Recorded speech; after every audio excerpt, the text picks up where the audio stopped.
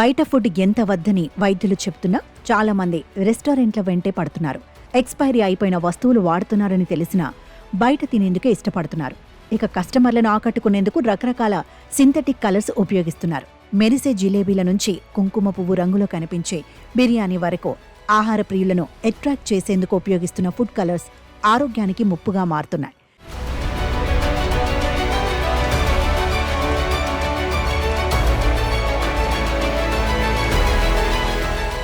ప్రస్తుతం food delivery apps కూడా అందుబాటులోకి రావడంతో ఆర్డర్ చేసిన నిమిషాల్లోనే ఫుడ్ ఇంటికి వచ్చేస్తోంది.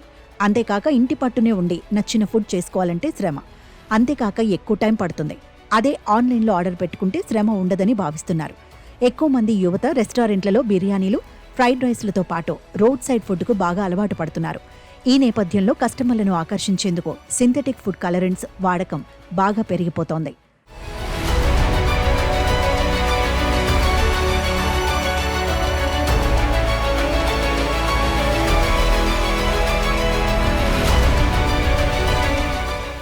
సింథటిక్ ఫుడ్ కలరెంట్స్ వాడకం పరిమితికి మించితే ఆరోగ్య సమస్యలు తప్పవని నిపుణులు హెచ్చరిస్తున్నారు.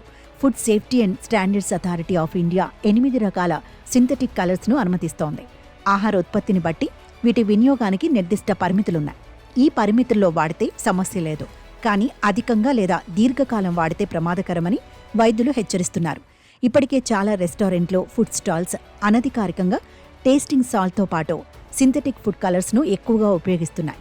ఇలాంటి ఆహారం తినటం వల్ల అనారోగ్యానికి గురవుతారని, ముఖ్యంగా చిన్నారులు, అనారోగ్య సమస్యలు ఉన్నవారు ఈ ఆహారాలకు దూరంగా ఉండాలని వైద్యులు సూచిస్తున్నారు.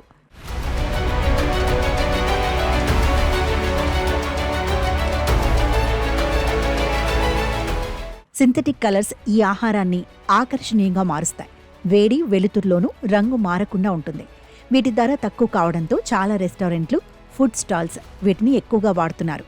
అయితే ఈ రంగులు ఎంత పరిమాణంలో వాడారో వినియోగదారులకు తెలియదు.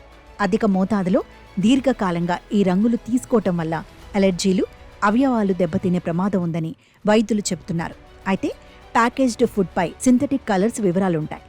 ఈ సింథటిక్ కలర్స్ను INS 110, E129 వంటి కలర్ కోడ్స్తో సూచిస్తారు. ఇవి సామాన్య వినియోగదారులకు అర్థం కావు. అయితే బయట రోడ్ సైడ్ దొరికే వాటిపై ఎలాంటి సమాచారం ఉండదు. దీంతో వాటి గురించి అవగాహన లేకపోవడంతో ఆకర్షణీయంగా కనిపిస్తున్నాయనే కారణంతో వాటిని కొనుగోలు చేసి అనారోగ్యానికి గురవుతున్నారు.